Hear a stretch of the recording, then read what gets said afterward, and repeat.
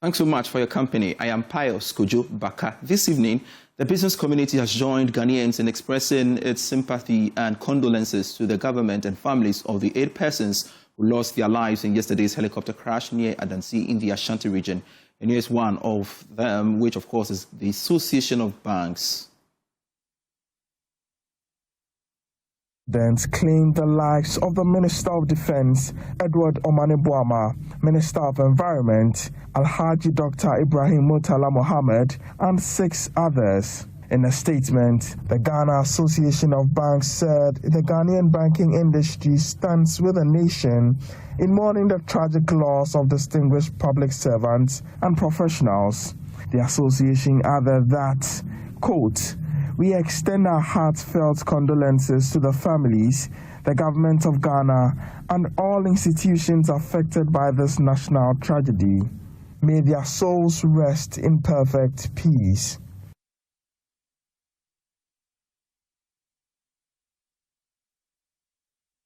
And we know more tributes have been coming through from the business community. And as we speak, my colleague Jesse Eriamagwapo joins me in studio to help us with the tributes that have poured in so far. Jesse, thank you so much. Quite a sober moment here for us at Multimedia as we also commiserate with families of the bereaved families, basically, and of course the victims that lost their lives. Walk us through some of the tributes that the business community have been sending to us. Okay, so we first have the Ghana Union of Traders Association, and in their statement they say the Ghana Union of Traders Association extends its condolences to the government and the people of Ghana on the great tragedy that struck the nation on Wednesday, August 6, 2025, I beg your pardon.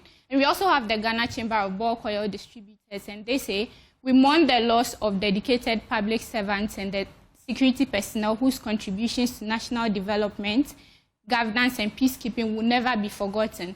Pius, we also have one from MTN Ghana, and they say, "We extend our heartfelt condolences to His Excellency the President of the Republic, the government and the people of Ghana, and to the families, friends and colleagues of all those affected by this tragic incident." Maybe let me help you out with the independent power producers, of course, and they say these distinguished compatriots served our nation with honor, courage, and an unwavering commitment to peace, governance, and national development. Their loss is not only a national tragedy, but also a stark reminder of the sacrifices made in the service of the country. And of course, this is coming from the independent power generators. Yeah, we also have one from the Ghana National Chamber of Commerce and Industry, and they say the GNCCI recognizes the exceptional public service of the deceased and honors their unwavering commitment to national development. As an institution dedicated to national progress through the private sector leadership, we extend our deepest condolences to the bereaved families, the government of the Republic of Ghana, and the Ghana Armed Forces and all affected institutions. Finally, Pius, we also have one from the cocoa community, and this is coming from the Concerned Cocoa Farmers Association of Ghana, and they say, "The Concerned Cocoa Farmers Association of Ghana is deeply saddened and shocked by the news of the loss of esteemed statesmen in the helicopter crash yesterday. On behalf of our members and the farming communities across Ghana, we extend our heartfelt condolences to the government of Ghana." So these are some of the statements that have been coming from the business. All right, then I guess we'll be getting more. As and when we do, we shall share it with you viewers out there watching us here on Joy News. Let's shift focus to some other stories. Well, Governor of the Bank of Ghana, Dr. Johnson Isiama, has underscored the urgent need to secure Ghana's monetary future in the face of rapid digital transformation. Delivering the inaugural address of the Bank of Ghana Chair in Finance and Economics at the University of Ghana, Dr. Isiama noted that Africa's monetary policy must evolve beyond traditional systems to embrace innovations such as digital currencies and fintech solutions. More in this report. Inaugural address of the Bank of Ghana Chair in Finance and Economics was held under the theme "From Cowries to Crypto, the Long Arc of Monetary Policy in Africa." The Governor of the Bank of Ghana, Dr. Johnson Isiama, highlighted the importance of safeguarding Ghana's monetary future amidst the rapidly evolving digital evolution. Our job as regulators, as academics, and as citizens is to shape that evolution with wisdom and to ensure that innovation serves inclusion, that digital tools expand opportunity, and that the Ghana cedi, whether in coin, note, or code, remains a symbol of national confidence and continuity. Colleagues, let us honor our past by securing our monetary future, and we do this together. Vice Chancellor of the University of Ghana, Professor Nana Abapia Amfo, welcomed the partnership between academia and industry, describing it as a vital step in strengthening Ghana's policy framework through evidence-based research. This initiative aims to establish a link between rigorous academic investigation and policy making that actively promotes industry growth, job creation, and widespread development. In accordance with the terms of our collaboration, the Church shall conduct research in the areas of financial intermediation, monetary and fiscal policy, and financial regulation. Additionally, it will commission studies directly pertinent to Ghana's evolving needs and opportunities. Professor Yagandi Imotep Paul Alagidede was officially introduced as the Bank of Ghana Chair in Finance and Economics. Africa's first fully resource-backed central bank digital currency, beginning with gold and cocoa and expanding to include solar, share nut, our manganese, diamonds, and other verified land values could be a starting point. We need to also establish institutions that will practicalize these ideals, with the University of Ghana as a global beacon for quantum monetary design, where meta-economists code with farmers and central banks learn from cooperatives. Nabia Capital is more than a project. It is a paradigm shift. It reminds us that when value is born of the people, governed by logic rooted in land, and backed by tools that speak our Kasam, Kiswahili, Ewe, Zulu, sovereignty is not a dream. It is a design choice. This prestigious milestone marks a new chapter in the collaboration between the Bank of Ghana and the University of Ghana, reaffirming their joint commitment to advancing research, education, and policy development in the fields of economics and finance. Stanbic Bank has inaugurated a new branch at Labone in the Greater Accra region aimed at enhancing customer experience. In an interview with Joy Business, the Chief Executive Officer of Stanbic Bank, Kwamina Asumenin, stated that the new branch is designed to complement the bank's existing digital platform, serving both individual clients and business efficiency. The commissioned Stanbic Bank branch at Labone is set to offer customers in the Labone area and its surrounding communities greater access to financial services at their convenience. Speaking at the launch, Chief Executive of Stanbic Bank, Kwamina Asumenin, described the new branch as a strategic move aimed at deepening customer engagement and enforcing the bank's core values. The needs of our customers have evolved. Our customers have now been used and demand digital solutions, digital interfaces, digital platforms. But there still is a place for physical branches. And so we look at the physical and digital as complementing each other. We don't expect that branches would go out of fashion completely.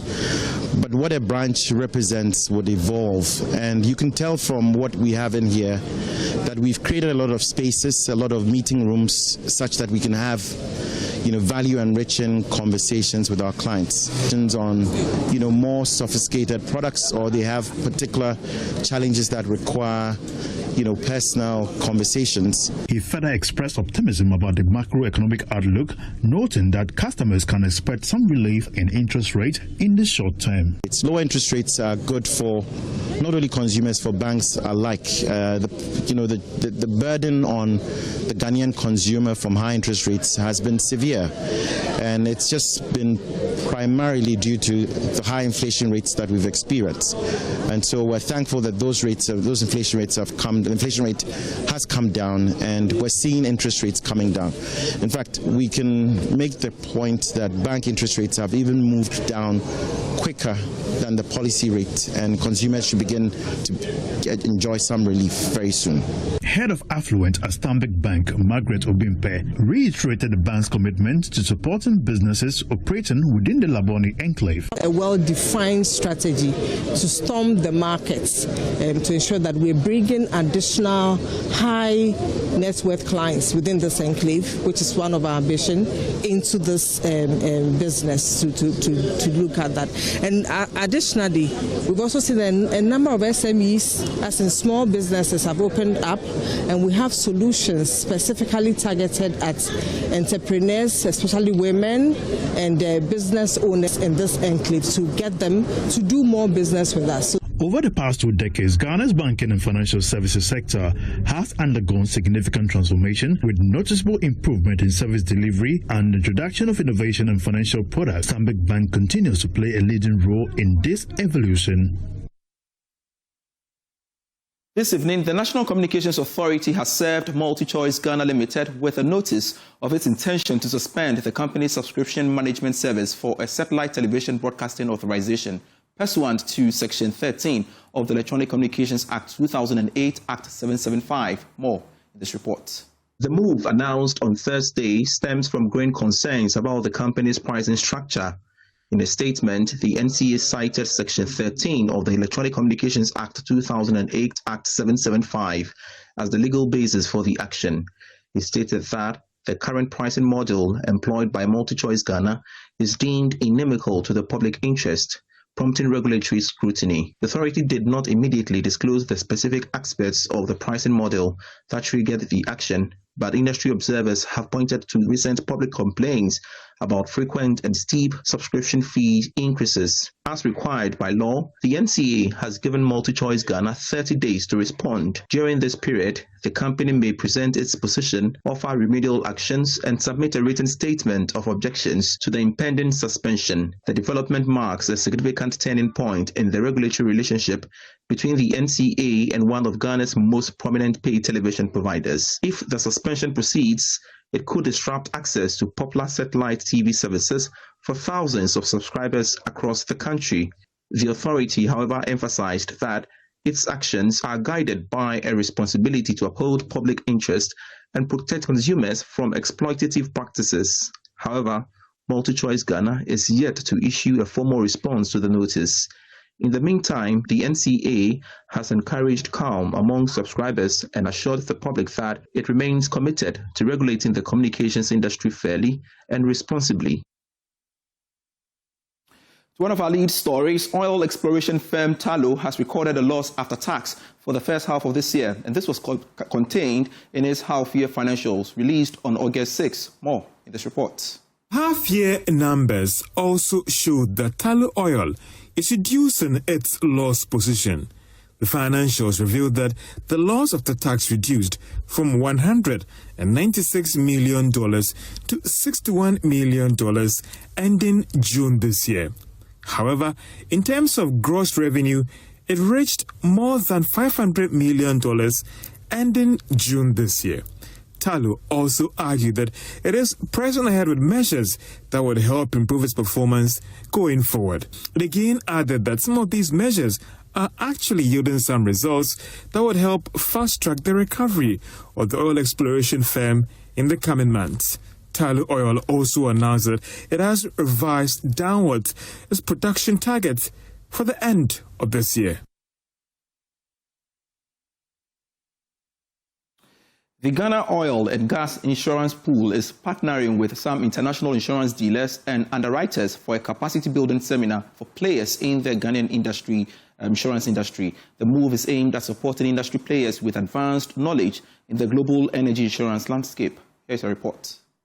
The event brought together stakeholders in the upstream petroleum sector and insurance underwriters to share expertise and insight as Ghana continues to expand insurance coverage in the oil and gas space. Head for Ghana Oil and Gas Insurance Pool, Kwabena Labi, believes this is critical as many oil and gas companies enter the country's oil fields. I think that it's very pivotal it's very pivotal for Ghana as we are on the frontiers. We have super majors showing interest in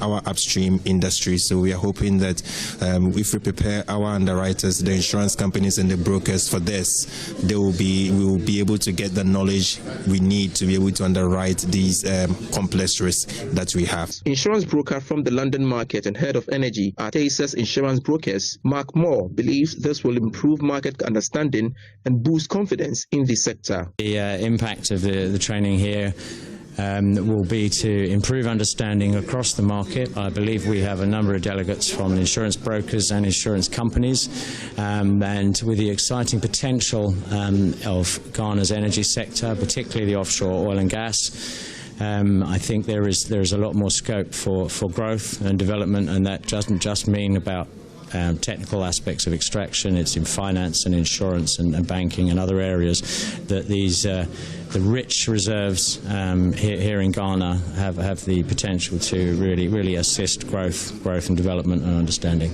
Energy insurance underwriter Tenuela Tijani also urged for more collaboration between the local market and London market to support growth in the sector. So we are one of the supporters of the Go Get programme, and we think it's really important for collaboration between the local market and London market. It's important for us to meet who we support and to bridge that gap and build relationships.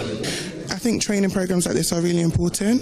I think it gives a bit of insight into how we view risk from a London market's perspective, and I think as well it will give the local market just a little bit of insight into our practices and why upstream is so key to, I guess, global development and things of that nature.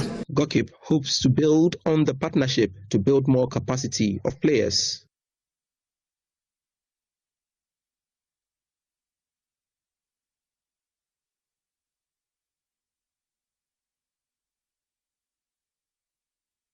And that's it for Business Live for today. I am Pius Kojo Baka. We have more for you when you log on to myjoyonline.com/business. See you at 8 p.m. with Prime Business.